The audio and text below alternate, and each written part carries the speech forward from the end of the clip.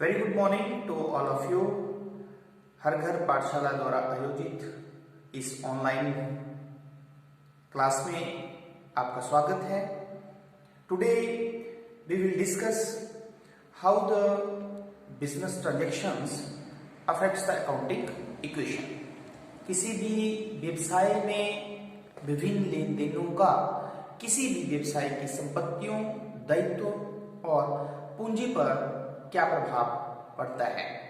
पिछले वीडियो में हमने डिस्कस किया कि अकाउंटिंग इक्वेशन लेखांकन समीकरण एक ऐसा समीकरण होता है जो किसी भी व्यवसाय की संपत्तियों, दायित्व और पूंजी के मध्य संबंध को दर्शाता है।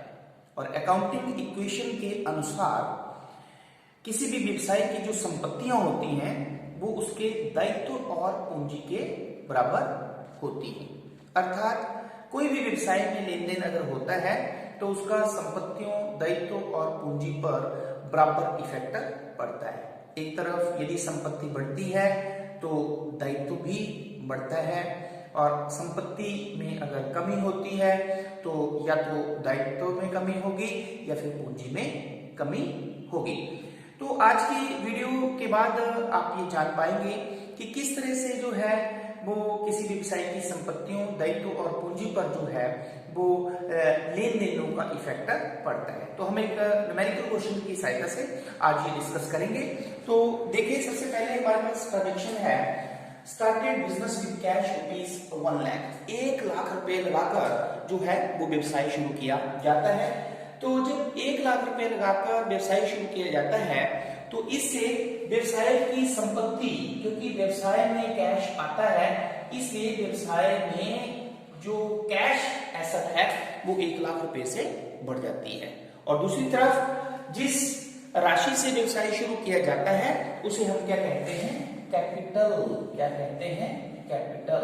Capital is that amount which is invested by the businessman to start the business. Clear? Secondly अगर आप देखें, हम सेकेंड ट्रांजेक्शन को लेते हैं।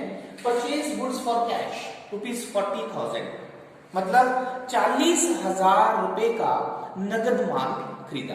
तो जब 40,000 का नगद माल खरीदा तो इससे जब क्योंकि नगद माल खरीदा है तो 40,000 से कैश जो है वो व्यवसाय का कम हो जाएगा। लेकिन दूसरी तरफ इफेक्ट क्या होगा? क्योंकि गुड्स खरीदी हैं तो गुड्स भी हमारे पास क्या होता है? एसेट्स। गुड्स भी हमारे पास क्या होती हैं?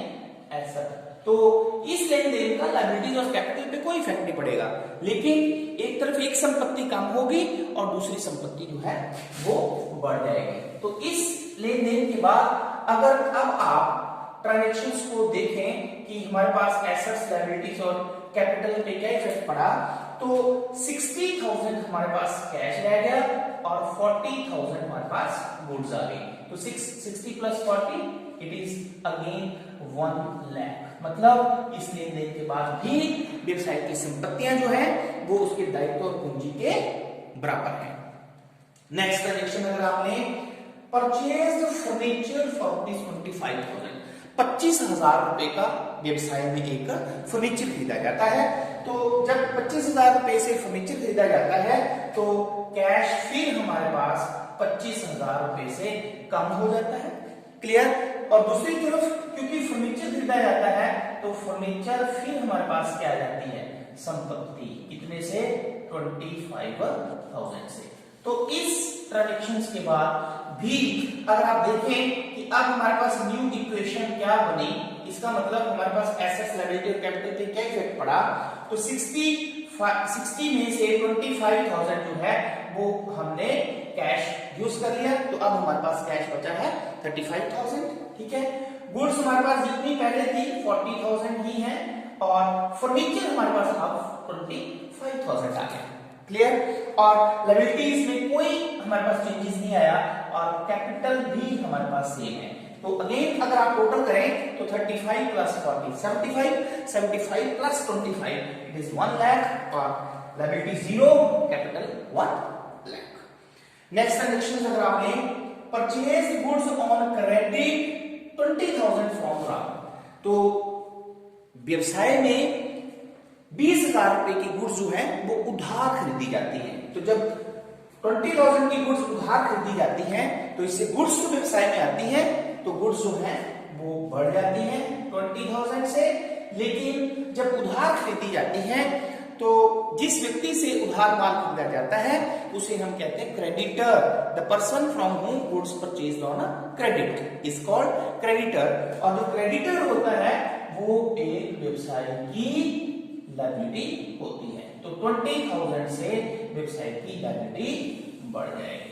अब इस लेन देन के बाद अगर आप देखें कि हमारे पास एसेट्स, लायबिलिटी और कैपिटल में क्या इफेक्ट पड़ा, तो कैश में कोई चेंज नहीं है हमारे पास। कैश सेम 35,000, गुड्स हमारे पास अबाउट कितनी 60,000। क्लियर। देन 25,000 हमारे पास जो कि फर्नीचर है। देन क्रेडिटर्स हमारे पास लायबिलिटीज 20,000 आ गई और कैपिटल में no change, it is same 1 lakh. तो अगेन अगर आप टोटल करें तो 35 plus 60 it is 95, 95 plus 25 it is 1,20,000। तो 20 plus 1 lakh it is again 1,20,000।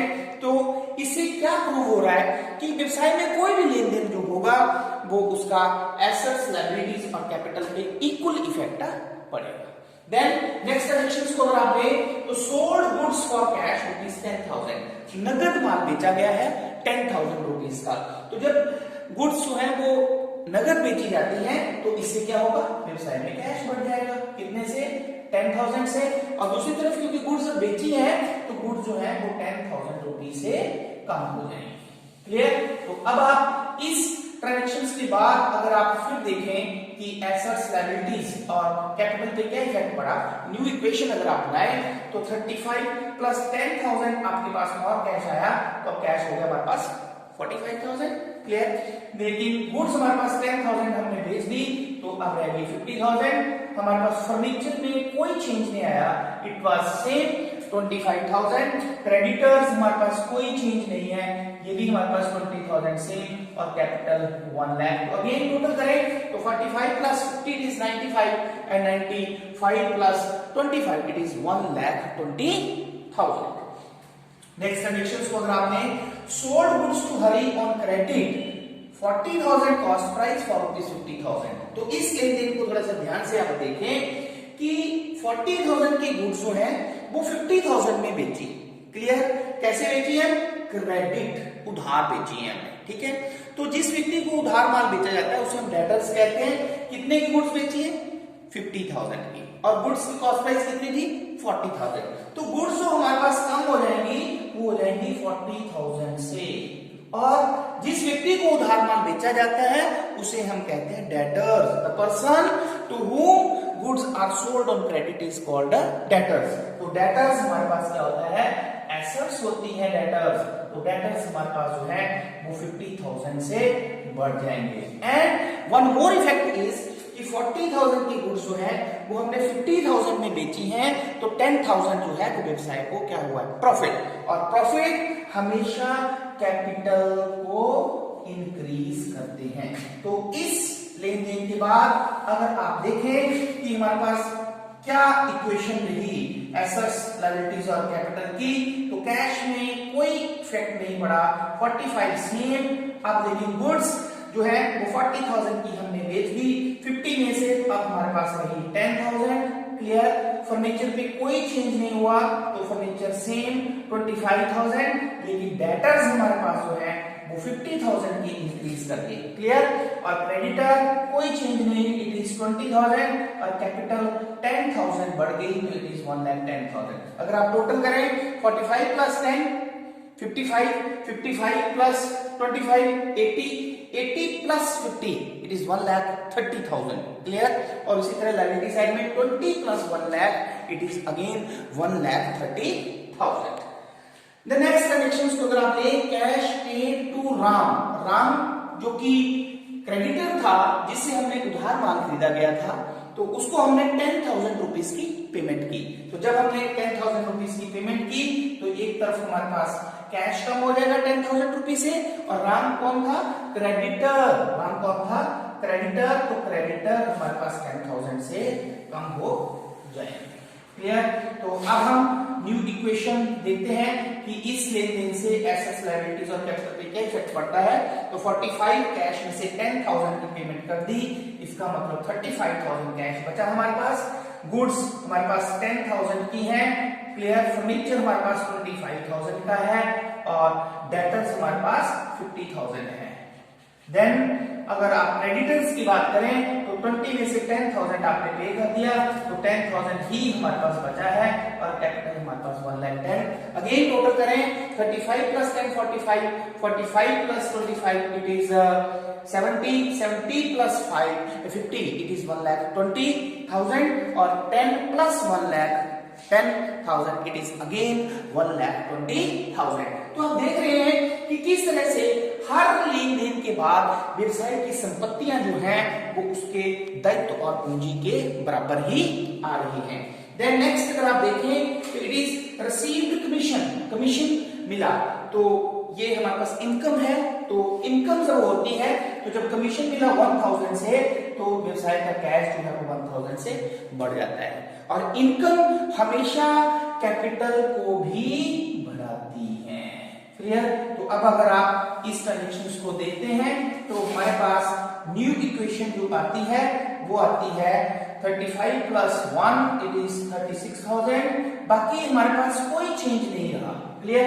Goods हमारे पास सेम है, फर्नीचर हमारे पास सेम है, ठीक है, डेटर्स हमारे पास सेम है और देन क्रेडिटर्स हमारे पास सेम है और कैपिटल क्योंकि बढ़ जाती है हमारे पास 1,11,000।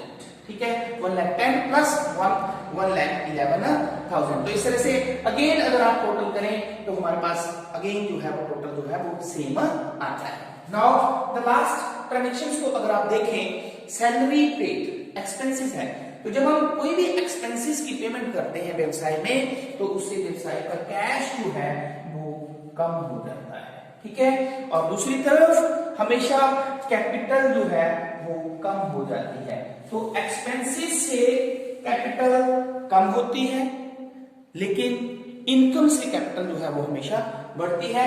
तो लास्ट इक्वेशन अगर आप देखें कि हमारे पास अब लास्ट में क्या एसेट्स, लायबिलिटीज और कैपिटल्स की वैल्यू क्या रही, तो 36 माइनस 1 इट इज 35,000। देन 10,000 हमारे पास सेम, गुड्स की वैल्यू सेम रही। देन फर्नीचर हमारे पास कोई चेंज नहीं हुआ, इसमें 25 ही रहा और डेटर्स हमारे पास सेम 50,000 ही है और क्रेडिटर्स की वैल्यू हमारे पास 10,000 रही और ये हमारे पास आ गया 1,10,000। कितना आ गया? 1,10,000। क्लियर? तो अब अगर आप टोटल करें तो 35 प्लस 10 45, 45 प्लस 25 70, 70 प्लस 50 कितना हुआ? 1,20,000। तो 10 प्लस 1,10,000 इट इज आल्सो 1,20,000। तो आज के इस क्वेश्चन की सहायता से आपने ये देखा कि किस तरह से प्रत्येक लेन देन के बाद व्यवसाय की जो एसेट्स होती हैं, जो व्यवसाय की एसेट्स होती हैं वो उसकी लायबिलिटीज और कैपिटल के हमेशा बराबर ही आती है। इसका मतलब ये हुआ कि व्यवसाय के पास अपना कुछ भी नहीं होता। जो भी व्यवसाय के पास है वो या तो उसने कैपिटल से लगाया है, ठीक है, या उसके पास लोन से उसने परचेज किया है उसको, या उसके पास वो लायबिलिटी है। मींस एक व्यवसाय की जितनी भी एसेट्स होती हैं वो उसकी हमेशा लायबिलिटीज प्लस कैपिटल के बराबर ही होती हैं। तो आई होप कि इस वीडियो के माध्यम से आपको अकाउंटिंग इक्वेशन, लेखांकन समीकरण अर्थात किसी भी व्यवसाय की एसेट्स, लायबिलिटीज और कैपिटल में क्या संबंध होता है और किस तरह से जो है वो डिफरेंट ट्रांजैक्शंस का व्यवसाय की एसेट्स, लायबिलिटीज और कैपिटल पे क्या प्रभाव पड़ता है और उसके बाद भी उनका टोटल जो है एसेट्स जो है वो हमेशा लायबिलिटीज और कैपिटल के बराबर ही रहती है, ये पता चला होगा कि। तो आई होप कि ये कंसेप्ट आपको अच्छी तरह से समझ में आ गया होगा। Thank you very much.